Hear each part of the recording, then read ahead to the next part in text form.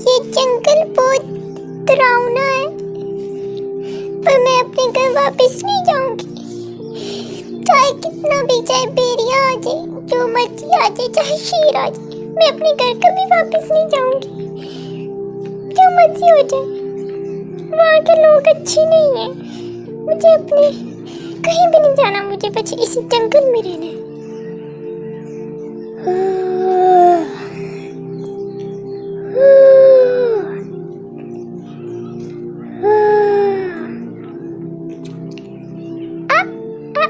آپ کون ہو؟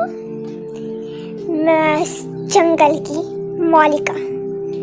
آپ بتاؤ، آپ یہاں کیوں آئی ہیں اور آپ کیوں رو رہی ہیں؟ میں اس دنیا سے تنگ آ کر یہاں آئی ہوں۔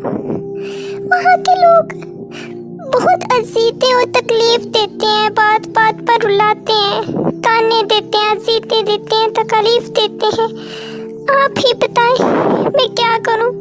میں اسی وجہ سے یہاں آ گئی اور میں واپس نہیں جانا چاہتی۔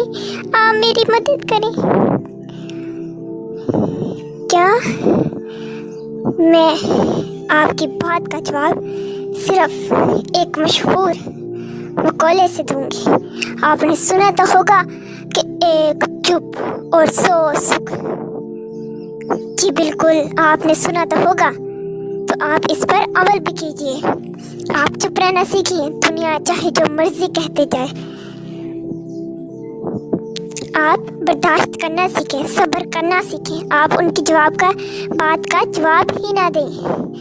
اگلا انسان ایک دفعہ کہے گا، 2 دفعہ کہے گا، جب اسے پتہ چل جائے گا کہ اس کی بات کا، اس کی بکواس کا، اس کی ایرا وغیرہ بات کا آپ پر کوئی اثر نہیں ہوا، تو وہ خود ہی چپ کر جائے گا۔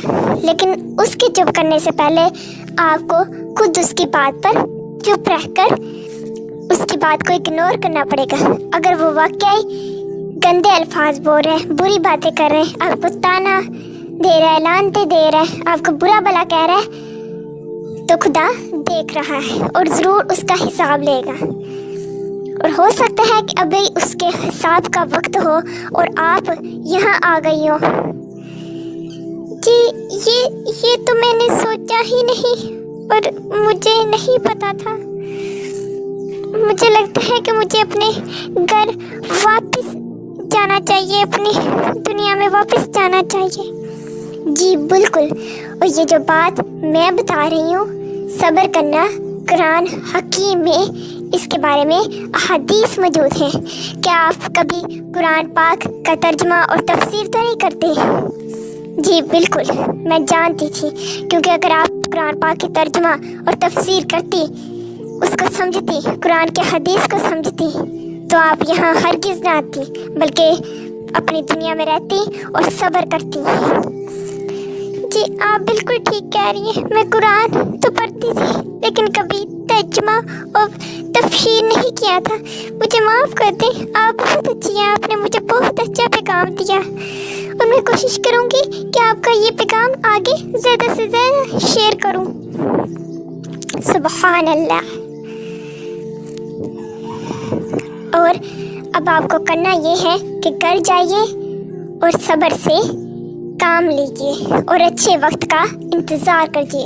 بے شک اللہ سب کچھ جانتا اور دیکھتا ہے، وہ آپ کو بھی دیکھ رہا ہے اور اس انسان کو بھی دیکھ رہا ہے۔